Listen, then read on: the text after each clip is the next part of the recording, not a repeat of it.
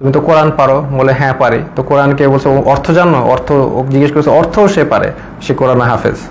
তো তারপর বলে কোরআনে হাফেজ এই রবীন্দ্রনাথ না কার বই পড়েছো? সে বলছে পড়েছি। নিচ্ছি যে আমাকে ধরে মেরে ফেলা হবে অথবা আমাকে টর্চার করা হবে, দুইটার একটা কি হবে। মেরে ফেলে তাহলে তো ভালোই, আপনারা তো জানেন তারা কি পরিমাণ অমানবিক টর্চার করতে পারে।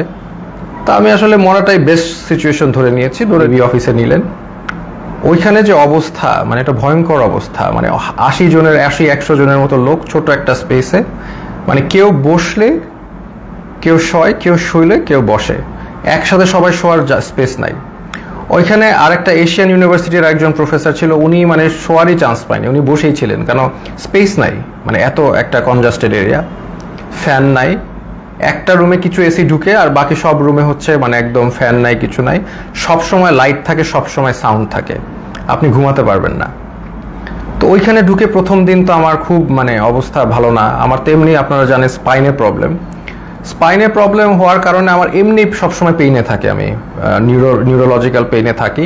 ফিজিওথেরাপি করলে কমে, আবার নাহলে বেড়ে যায়। সেই সিচুয়েশনে আমাকে এরকম একটা জায়গায় নিয়ে গেল যেখানে আমার কোনো বসার জায়গা নেই, সব পুরাটাই ফ্লোর, হার্ড ফ্লোর, তাও আবার মুভ করার তো কোনো স্কোপই নাই, শত শত মানুষ। তো এরকম জায়গায় প্রথম একদিন ছিলাম, ওই রাতে ছিলাম। তারপরের দিন ওরা আমাকে ডেকে নিয়ে গেল উপরে নিয়ে তারা আমাকে প্রশ্ন করলো যে আপনি ব্র্যাকে কয়জন শিবির আছে। আমি বললাম আমি তো শিবির করি না, আমি কীভাবে জানবো ব্র্যাকে শিবির কয়জন আছে বা কি। এরকম অনেক প্রশ্ন করলো বারবার।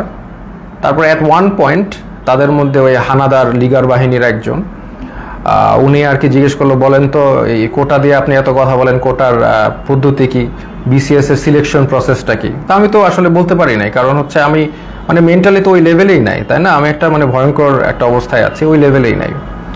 তো তারপরে ওরা কি করলো, ওরা এসে আমাকে মনে করেন আমাকে ধাক্কা দিল। আমার তো স্কেচ নিয়ে হাঁটতে হয়, আপনারা জানেন, একটা লাঠি নিয়ে হাঁটতে হয়। সে আমাকে ধাক্কা দিল, তারপর আমার মুখে হিট করা শুরু করলো। তো হিট করা শুরু করলো আমাকে, 6টা হিটের পরে আমি আসলে মানে অজ্ঞান হয়ে যাচ্ছিলাম। তো অজ্ঞান হয়ে যাচ্ছিলাম, তারা আমাকে বলে না ডোন্ট এরকম করে আমাকে দাঁড় করাইলো, আবার 2-4 বার হিট করলো। তো তারপরে তারা আমাকে মানে বললো যে আপনি তো খুব খারাপ জায়গায় আসছেন, আপনার বাম পায়ে প্রবলেম, ওই ডান পাকে আমরা একদম করে আপনাকে পুরোপুরি লুলা বানাই দেবো। তো এরকম একটা কথা বললো, এবং আরেকজন লাঠি নিয়ে আসলো আমাকে মারবে। পরে ওরা লাঠি দিয়ে হিট করে নাই, না করে আমাকে ওই জায়গায় আবার সেই জায়গায় যেখানে রাখে সেখানে নিয়ে গেল। তো ওই জায়গায় আবার আমার থাকা শুরু হলো। মানে ওইখানে এমন একটা জায়গা, বললাম তো, কেউ যে এটা ফার্মের মুরগির মতো, ওইখানে কেউ মুভ করতে পারে না, কারণ এত মানুষ, এত শর্ট জায়গায় মুভ করার, কেউ হাঁটার কোনো সিস্টেম নাই। ওই যে আমি বললাম আপনাদের, কেউ শুলে, কেউ বসে, কেউ বসলে, কেউ শোয়, মানে আর সবসময় লাইট আর সাউন্ড কন্টিনিউয়াস, ঘুমানোর কোনো স্কোপ নাই। ওইখানে সবচেয়ে ভ্যালুয়েবল রিসোর্স হচ্ছে একটা বোতল, কারণ আমরা তো ফ্লোরের মধ্যে তো ওখানে তো হার্ড ফ্লোর, ওইখানে কেউ যদি একটা বোতল পায় আলহামদুলিল্লাহ, মানে এটা মানে ভ্যালুয়েবল রিসোর্স। তো ওই বোতলটার উপরে তারা মানুষ মানে পেলে যে খুশি। তা আমাকে অনেকে চিনেছে, ওইখানে চেনার কারণে দেখা যাচ্ছে 2 দিনের মধ্যে আমি একটা বোতল ম্যানেজ করলাম মাথায় দিয়ে শোয়ার জন্য ফ্লোরে। এই একটা অবস্থা। তো আরেকটা বিষয় হচ্ছে ওইখানে 80 জনের একটা টয়লেট, আর আমার তো এমনি যেহেতু হাই কমোড ইউজ করতে হয়, বিকজ আমার মানে স্পাইনে প্রবলেম আছে। তো ওইখানে লো কমোড, তাও আবার 80 জনের জন্য একটা, 100 জনের জন্য একটা। তো এত লোকের একটা কমোড তো বুঝতেই পারছেন কেউ ইউজ করতে পারে না ওইভাবে। সো আমি খাওয়া কমিয়ে দিলাম, because I have to go to the washroom, এটা তো যাওয়া যাবে না। আমি খুব কম খাওয়া শুরু করলাম যাতে টয়লেটে না যাওয়া লাগে। আর আরেকটা বিষয় হচ্ছে টয়লেটে ইউজ করে সাবানও তারা প্রোভাইড করে না কোনো। প্রতিদিন ডাক দিবে, নাম কল করবে, ধরেন আপনার নাম হচ্ছে, ধরেন আমার নাম আসিফ মাহতাব, ধরে বলবে আসিফ মাহতাব, বাবার নাম শাহাবুর রহমান, এরকম বলে নিয়ে যাবে, নিয়ে চোখ বাঁধবে, মুখ বাঁধবে, তারপর তাদেরকে ঝুলায় টর্চার করতে থাকবে, বাড়ি দিতে থাকবে, বিভিন্নভাবে টর্চার, লাঠি দিয়ে পিটাবে, পায়ের তলায় পিটাবে, হাড়ের বিন্দে মারবে। মানে মানুষের শরীর নীল অবস্থায় তারা ফিরে যায়, সারা শরীর মারতে রক্ত জমাট বেঁধে নীল অবস্থায় একজন লোক ফিরে জাস্ট। এবং তারা সাইকোলজিক্যালি একদম মানে অবভিয়াসলি নর্মাল না, কারণ তারা এখন নাম শুনলে, তাদের নামটা ডাক দিলে তারা ভরকায় ওঠে যে এখন মনে হয় তাদেরকে নিয়ে টর্চার করবে। তো এইরকম অবস্থা আমি দেখলাম বিষয়টা, যে এরকম চলছে।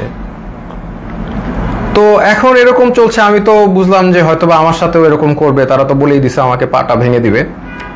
তো এরকম একটা করবে, এবং সবার সাথেই করছে। স্পেশালি জামাতের যারা আছে তাদেরকে, মানে জামাত যেহেতু বলে ফেলছে একবার, তাদেরকে মানে অমানবিকভাবে টর্চার করছে জামাত। আর নূর ভাইয়ের সাথেও ওখানে দেখা হলো, নূর ভাইরে বললাম কি অবস্থা, তো নূর বলল যে যে ভাই আমাকে তো অনেক মারছে, হাত দিয়ে দেখালো, হাত নীল হয়ে গেছে। তো এই হচ্ছে সিচুয়েশনটা। আর ওখানে তো মানে আর সব সময় তো লাইট, বাইরে যে একটা আলো, বাইরে যে বৃষ্টি পড়তেছে নাকি এটা আমরা গেস করা শুরু করলাম যে বাইরে আদৌ বৃষ্টি পড়ছে কিনা, কারণ মোটা ওয়াল, কোনো উইন্ডো নাই, কোনো বাইরের কোনো আলো বাতাস তো আমি জানি নাকি, ভিতরের মধ্যে থাকি আমরা বদ্ধ ঘরে, শুধু আলো আর এই যে কনস্ট্যান্ট সাউন্ড, মানে এই একটা অবস্থা। তো এরকম যাচ্ছে, এরকম একটা অবস্থা যাচ্ছে। তো এখন দেখলাম অনেকে ভেঙে পড়তেছে। তো আমি আর কি আমি আমার মতো করে ইন্সপিরেশন দেওয়ার চেষ্টা করলাম যে আপনারা এইভাবে টর্চার হচ্ছেন, আপনি কি মনে করেন না আল্লাহ আপনাকে এটার জন্য রিওয়ার্ড দিবেন? আজকে আপনারা তো জানেন নবী করিম সাল্লাল্লাহু আলাইহি সাল্লাম বলেছেন যে আপনি যদি এইভাবে নির্যাতিত হন আপনার গুনাহ মাফ হচ্ছে, আপনাদের গুনাহ মাফ হচ্ছে। আপনার যদি গুনাহ এইখানে থাকার কারণে গুনাহ মাফ হয়ে জান্নাতুল ফেরদৌসে যেতে পারেন, এটা আপনার জন্য ভালো, নাকি এইখানে ভালো থাকলেন তারপর জাহান্নামে গেলেন, এটা ভালো? তো এইভাবে আমি সবাইকে একটু ইন্সপায়ার করার চেষ্টা করলাম, মোটিভেশন দেওয়ার চেষ্টা করলাম। আর আমার নিজের তো হেলথ কন্ডিশন ডিটোরিয়েট করতেছে প্রোগ্রেসিভলি, আর ওয়াশরুমের ইস্যুটা তো ছিলই। তো এইরকম একটা অবস্থায় সবাইকে মানে মোটিভেট করছি আমি। আর আমার নিজেরও তো ওই যে ফার্স্টের দিন যেভাবে আমার মুখে ফেসে হিট করেছে, এই পরে তো আমার একটা দিন জ্বরই ছিল, আমি শুয়েছিলাম। তো এই হচ্ছে আমাদের মানে সিচুয়েশন। আমি ওখানে একদিন শুয়েছিলাম, তারপরেও আমি সবাইকে মোটিভেশন দেওয়ার চেষ্টা করি। একটা ছেলে আসলো, সেই ছেলেটা কাঁদতে কাঁদতে শেষ, স্যার আমি তো কিচ্ছু করি না, আমি জাস্ট ইলেকট্রিক্যাল কাজ করি, আমাকে ধরে নিয়ে আসছে স্যার, আর ধরে নিয়ে আমাকে টর্চার করতেছে, কাঁদতে কাঁদতে শেষ। আমি বললাম কাঁদতেছো কেন? মানে তুমি পুরুষ মানুষ না? Are you not a man? তুমি কাঁদবা কেন? টর্চার করলে করবে। বলে স্যার আমাকে স্বীকার করতে বলে, আমি খুন করেছি, এই করেছি, আমি তো করি নাই স্যার। বলে করবা না, স্বীকার করবা না, তোমার পাটা যদি কেটেও ফেলে তারপরেও তুমি স্বীকার করবা না। কেন করবা? যেটা সত্যি সেটা বলবা, তুমি করবা না স্বীকার, আমাকে মেরে ফেলবে। তো ওইখানে আবার একটা জিনিস বুঝলাম যে সবাই কান্নাকাটি করে যে তাদের একটু মানে জেলে কবে যাবে, মানে তাদের জেল হচ্ছে তাদের জন্য স্বর্গ। ওইখানে যেভাবে টর্চার করে, যে নাম ডাকবে, বাবার নাম ডাকবে, দ্যাট মিনস তাদেরকে টর্চার করা হবে। তা এই জন্য তারা যদি জেলে যেতে পারে এটার জন্য তারা দোয়া করে আল্লাহর কাছে, আল্লাহ আমাদের যাতে জেলে দেয়। তো এরকম অবস্থা। আমাকে তারপরের দিন, আমি তো অলরেডি এর মধ্যে তো আমি আমার বোনকে বলে আসছি, তার মানে আমার যে ভিডিওটা ছিল যে আমি আমার ভিডিও দেখলে আমি মৃত, হ্যাঁ, তো এই ভিডিওটা আমি আশা করছি যে পোস্ট হয়ে যাবে। আমার বোনকে যেভাবে কাজ করতে বলেছি করবে, লয়াররা কাজ করবে। তো এটা আমি আশাবাদী ছিলাম যে ইনশাল্লাহ সবাই যার যার অবস্থা থেকে কাজ করবে, স্টুডেন্ট আন্দোলন করবে, যে এগুলো করার পরে এবং জনগণ যখন এটার এগেনস্টে কথা বলবে, আরেকটা ইস্যু হয়ে যাচ্ছে, ফার্স্ট অফ অল আরেকটা নতুন ইস্যু হয়ে যাবে, যেটা দিয়ে আবার আন্দোলন শুরু হবে। এটা আমি জানতাম। আর এটার পরে আমাকে যদি আরো টর্চার করবে, কিন্তু এটা তাদের জন্য আরো খারাপ হবে। তো তারপরে আমাকে তারা ঠিকই গুম করা অবস্থায়, আর আমার বাবা মা যতটুকু জানলাম আমাকে গুম করে ফেলছে। তো এটা তারা বলছে, তারা স্বীকার করে না যে তারা নিয়ে আসছে। তো এই অবস্থায় তারা আমাকে কোর্টে চালান দিল। তো আমি চিন্তা করলাম যে কোর্টে যেহেতু যাচ্ছি, এখানে মিডিয়া পাইলে আমি আমার এক আঙ্গুল দেখাবো, শাহাদাত, এক উম্মাহ, আমরা এক উম্মাহ, হ্যাঁ, আমার গায়ে আমরা সবাই এক। তো এই সিম্বলটা আমি চিন্তা করেছি দেখাবো। তো আমি জানি যে এগুলো দেখালে তারা আমাকে আরো অনেক নির্যাতন করতে পারে, দেখাইলাম, কারণ এটা আমি তো জানি জনগণ বুঝবেন যে আমি এক আল্লাহ, এক রসুল, এক উম্মাহ, এই কথাটা আমি বুঝাতে চাচ্ছি যে আমরা সবাই এক। আমার অত্যাচার যা হলে হবে, এই অত্যাচারের কারণে যদি আপনারা স্বাধীনতা পান, এই জুলুমের থেকে মাফ পান, তাহলে আলহামদুলিল্লাহ, নো প্রবলেম, আমাকে অত্যাচার করুক। তো আমি ডিসিশন নিয়ে নিলাম, এক দেখাবো। তা আমার সাথে ওই জগন্নাথের আরিফ ছেলেটা, খুবই সাহসী ছেলে, ও আমার সাথে কেসটা দিল, মামলা দিল, আমরাও গেলাম, আমি ওকেও বললাম যে আমি এক দেখাবো। তো এই অবস্থায় এই এক উম্মাহ শাহাদাতের আঙ্গুল দেখিয়ে আমি ওই কোর্টে দেখালাম, এবং কোর্টে আমাকে সম্পূর্ণভাবে মানে কোর্টের যে জাজ, তিনি আমাকে দেখে চিনে বললেন আপনাকে ওখানে দাঁড়ানো লাগবে না, আপনি বসেন। তো উনি আমাকে বসালেন, কিন্তু তারপরেও ওই মিথ্যা মামলাটা দিলেন যে আমি নাকি সেতু ভবন ভাঙচুর করেছি, যেটার মানে কোনো মানে এটা জোক, মানে এটা যে কলাপস করছে সোসাইটি, ওখানেই প্রমাণ যে এরকম একটা মিথ্যা মামলা যেটার কোনো তথ্য নাই, প্রমাণ, এটা বলাই আসলে সময় নষ্ট।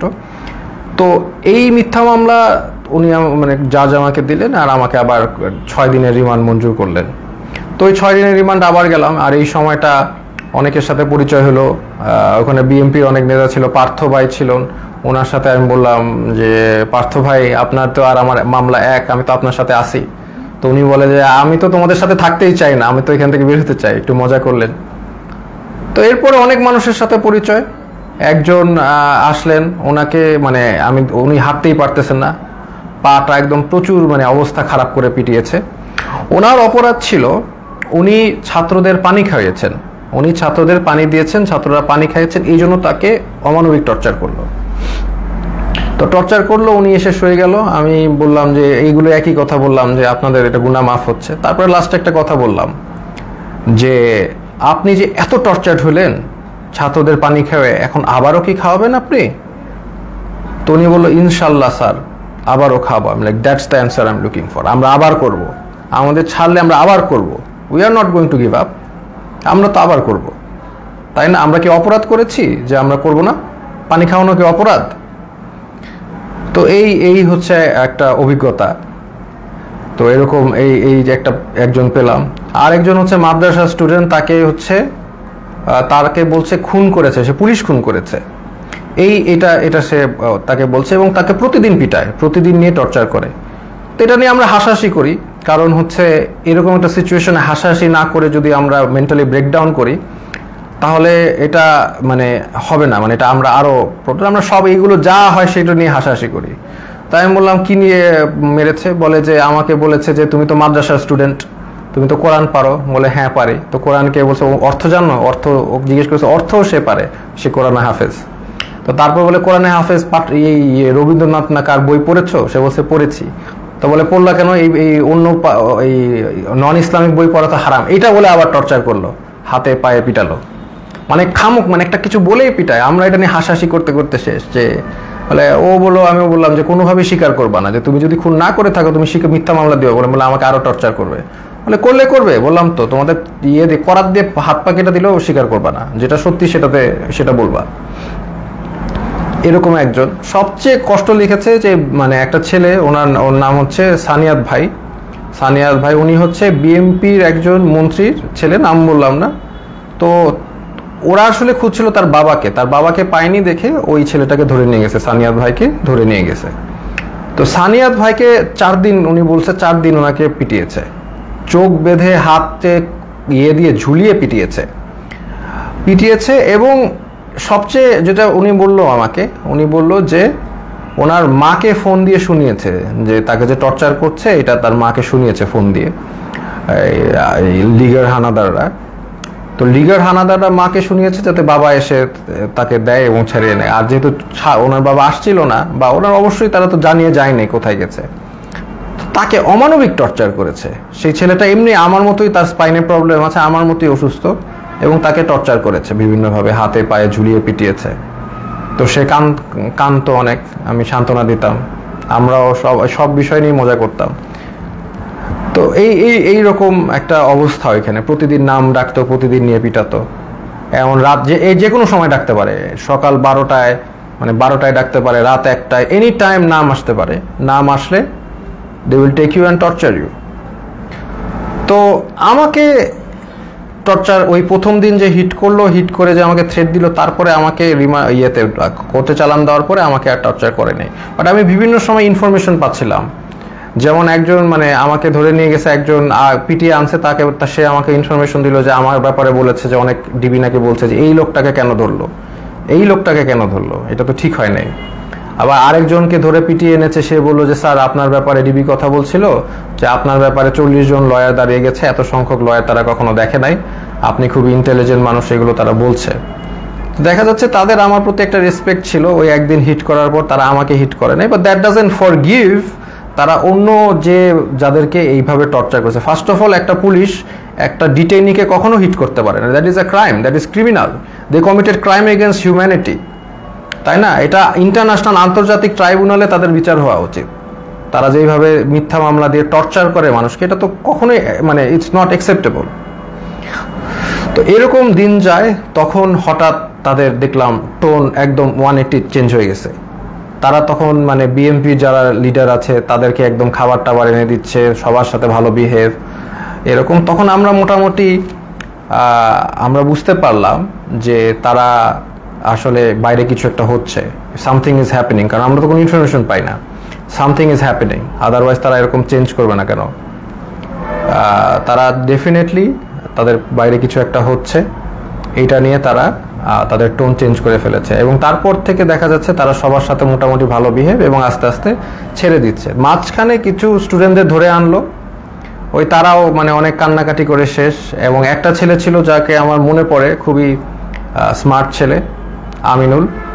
তো আমিনুল হচ্ছে 14 বছর বয়স, ধরে নিয়ে আসছে। এবং অন্য যেগুলো ছেলে ছিল তারা একদম একদম ব্রেক ডাউন করেছে মেন্টালি, বাট আমিনুল ছেলেটা ও হচ্ছে মোহাম্মদপুরে থাকে খুব সম্ভবত, খুব সাহসী, নারুটোর গেঞ্জি পরে হাইটে বেড়াচ্ছে। মানে ও হি ডাজেন্ট কেয়ার, এই ছেলেটা ডাজেন্ট কেয়ার যে ওর সাথে এখন কি টর্চার করা বা কোথায় আসছে। ও লাইক মানে চলে আসে আমাকে বলতে, স্যার আপনি কি ড্রাগন বল জি দেখেছেন? আমি বললাম হ্যাঁ হ্যাঁ ড্রাগন বল জি দেখছি। বলে আমি দেখতেছি, আমি ওই ডিমন স্লেয়ার দেখেছি, এই দেখেছি সেই দেখেছি। তো মানে একদম মানে হি ডাজেন্ট কেয়ার, সে দেশ স্বাধীন করতে নামছে, দেশ স্বাধীনই করবে।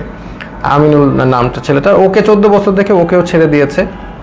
তো এইরকম আর কি ঘটনার বিষয়গুলো। তারপরে ওইটার পর থেকে আস্তে আস্তে অনেককে ছেড়ে দিয়েছে, এবার অনেকে ছাড়েনি, অনেকে তারপরেও টর্চার করেছে।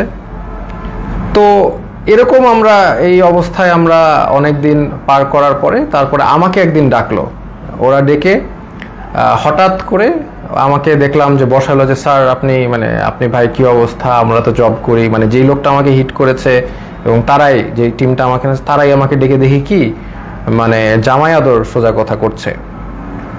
তো তখন আমি বুঝতে পারতেছি না যে কি হচ্ছে। এখন হয়তো বা বুঝলাম যে সিচুয়েশন বাইরে পরিবর্তন হয়েছে, দেখি তারা আমাকে ভালোভাবে ট্রিট করছে।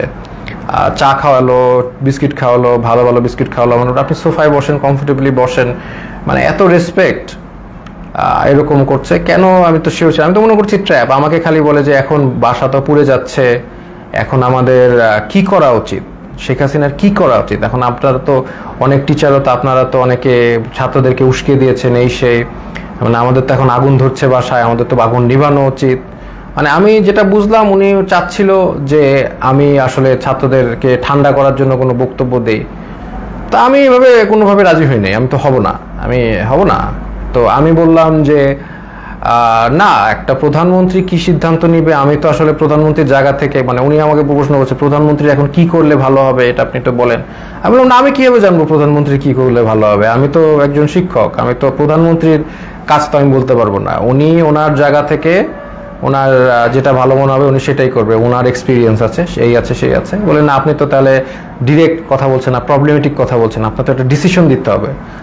এটা একটা সিলি কথা না, আমার ডিসিশন কেন দিতে হবে,